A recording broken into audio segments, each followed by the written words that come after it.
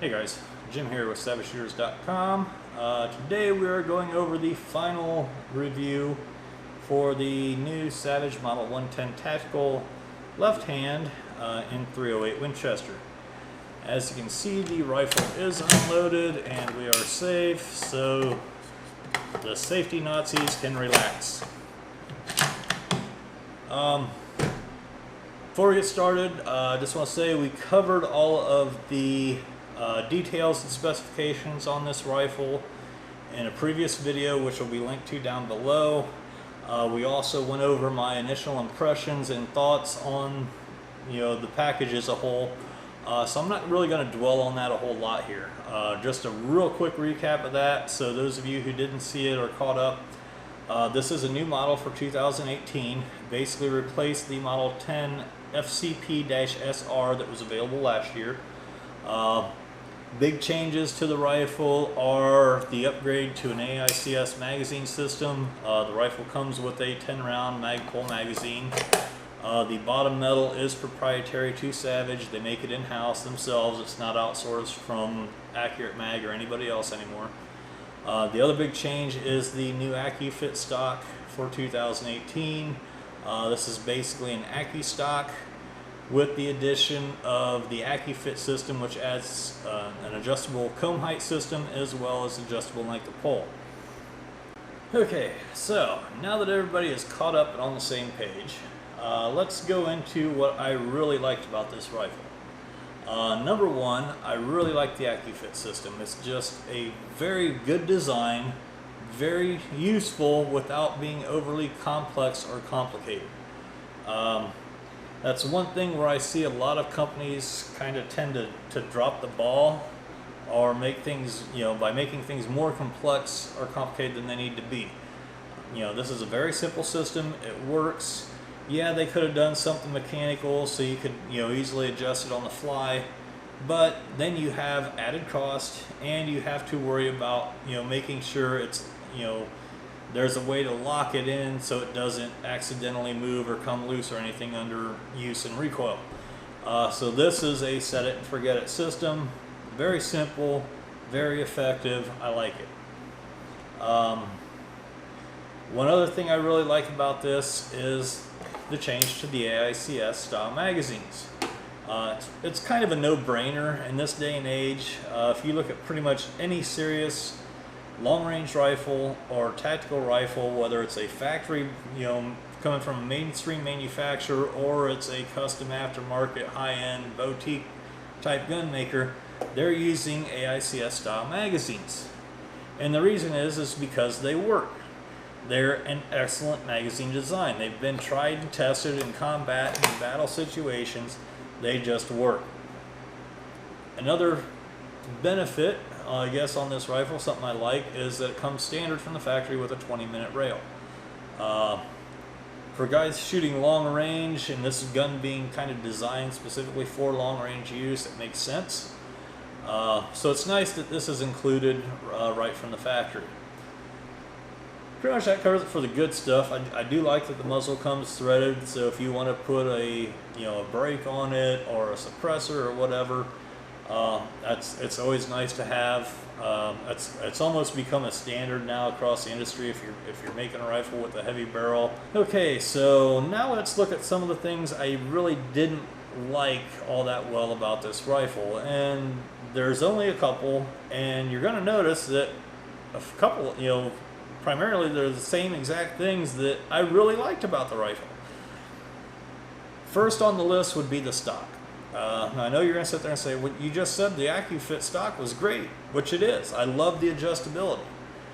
What I don't like about this stock is that it is a tactical stock with a very open sporter hunting style stock grip on it. This is a tactical stock rifle made for long range shooting or precision shooting. Put a stock that matches that type of use on it. Go to a PRS match or go look at any of the high-end tactical rifles that are being built by custom makers. None of them are using an open grip stock like this. Everybody's using a vertical grip stock like a Macmillan A3 or an A5 or a Manners T4, something to that effect. Most of your aftermarket manufacturers of synthetic stocks have gone that route as well. So why build a tactical rifle, it says tactical right in the name, with a hunting style stock grip on it? It just doesn't make sense to me. One area Savage could really improve on this rifle is to put a more fitting stock on it. When I say more fitting, one that's geared more specifically towards tactical or long range use. Doesn't have to be a high-end stock like a Macmillan or Manners. I mean, it can be a stock made and built, molded in the same fashion that these are, but just make it a design that is more applicable to long-range shooting. Give it a more closed grip, more vertical grip. You know, make the forend a little wider, whatever. This isn't bad, but it's still a little on the narrow side for a number 2 bag. You know, take out some of the drop at the toe, so it's a little flatter on the bottom, so it'll ride a bag better. You'll get less elevation change as the recoil slides it in the bag. Things like that. And really, they could probably design it very easily so it'll still use these same exact comb riser pieces, so they don't have to make new molds for them and offer separate pieces that are unique to that tactical style stock. Which, by the way, this is the same stock that comes on the 110 Varminter. You know, a more tactical stock, style stock would work just as well on the varmint rifle because it's kind of a long-range gun as well. So that's just one big thing I think they could fix with this rifle. If I had one big complaint about this gun, that would be it, and that's the stock. And it's just a little uncomfortable with that open of a grip, shooting from the bench or shooting from prone. It's a little more comfortable on the wrist with a vertical grip. I guess the other thing would be with the rail, and that it extends out over the recoil lug and barrel nut. I talked about this in the other video that's linked to below, the first part of this rifle review. I went on kind of a rant in it on it, so I'm not going to go into great big detail, but basically just noting that when you have the rail extend out forward like that, it creates a fitment issue or an interference issue with the objective bell of the scope, especially with today's more modern short scopes that have this very steep angle on the forcing cone that makes it very short and compact. You know, you look at some of the old Bushnells like the Elite 4200s, you know, 6-24.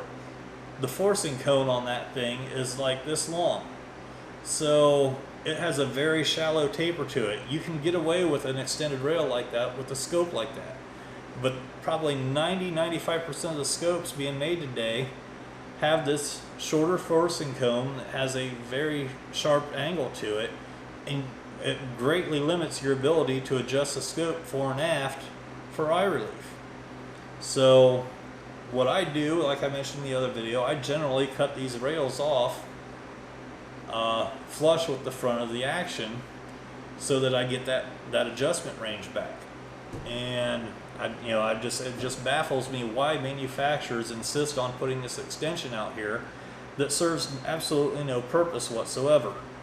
I guess the only other thing I'd really complain about, and this is kind of a personal preference thing, would be the length of the bolt handle down here. I do like that it lightens the bolt lift, makes it easier to recock the rifle and recock the firing pin after you've fired a shot, just with the added leverage. But I just don't like how far it sticks out from the rifle and how far down it hangs. It seems, if you're working through the bush or whatever, it just seems to catch on more stuff, and I just prefer something a little shorter. I like the shape and feel of it. I just, if they'd take, ½ inch, 3/8 of an inch off, now 1/4 inch, 3/8 of an inch off of it, make it a little shorter, I think it'd be a little more palatable to me. Gonna go over some targets with you now. This is the first target I shot, 100 yards. This was with the American Eagle 130 grain jacketed hollow point varmint and predator ammo. Advertised velocity is 3,050 feet per second. This was my very first shot on paper after bore sighting. Then we dialed down in, got it pretty much zeroed up there. First group came in right at an inch. and the second group down here at the bottom was 1.25 inches. So not bad shooting ammo. This was out of a clean bore as well, so we're kind of waiting to see how well it settled in. Not too bad. This is the same 130 grain American Eagle ammo at 200 yards. First group I shot was a center group, 4 1/8 inch. Had one just go really out here. These 4 here would be probably just at minute of angle, maybe just a touch over or a touch under. Kind of hard to say, just eyeballing it here. Then we get up here, we did 2 1/2 inch and 2 3/4 inch. So not really what I would call minute of angle ammo, but it's pretty close. And in my experience, Savage 308s just don't seem to shoot the lighter weight bullets very well. They prefer the 150, 160 grain and up ammo. Up next we have the Federal Gold Medal Match 175 grain Sierra Match King. 2,600 feet per second advertised velocity. This was at 200 yards. First group was 3 1/8 inch, 2 1/8, and 1 3/4. So getting a little better as I got settled in. I had some more groups with this ammo, some more targets. I can't seem to find them now for some reason, so I don't know if I filed them away with another batch of targets or what, but they're just not available right now. But overall, on average, this ammo was shooting minute of angle or just slightly under. I'd say 1 3/4 to 2 inches was the average. So pretty good for factory ammo. Might even get a little better as far as minute of angle goes out at longer distances. Them long VLD style bullets generally tend to shoot better once they get past 300 yards. It seems like it takes that long for them to really fall asleep and get consistent. Up next we have the Federal Big Game 165 grain AccuBond ammo.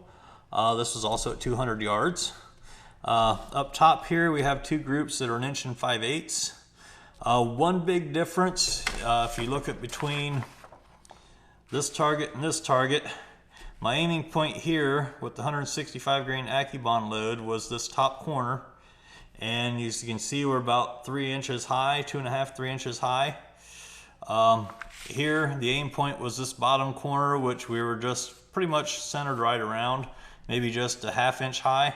So that was a noticeable difference in point of impact over point of aim from between the two types of ammo. Just wanted to point that out. Down here at the bottom we had 1 3/4 and 1 1/8 inch. That was actually one of the best groups shot with the rifle. And it came with a hunting ammo, so that's very impressive. Like I said, overall this Federal AccuBond load just shot extremely well. Average I would say was probably around 1.5 inches, 1 5/8. I mean, it was just very consistent, very good shooting ammo. Very happy with it, and it's probably for factory ammo would be my go-to load for a hunting load for a 308 rifle. Up next we've got the, what is this? The 185 grain burger. So this is the Federal Gold Medal Match 185 grain burger Juggernaut load. Disregard what's at the bottom. I was playing around with my AR, waiting on the 110 tactical barrel to cool. So here we have the first group, 3 3/8 inch. I'd pulled a shot really low on that group. If you omit that shot, it's about right at 2 inches. So about minute of angle. Come over here, we're at 1 7/8 inch. Again, right at minute of angle, a little under. That's the cold bore shot. That is included in the group size, because I did let the barrel cool between these groups. So that's not too bad. You know, a little more seasoning with this ammo through the board might shoot a little better. I've got another target here with this ammo. Show you here.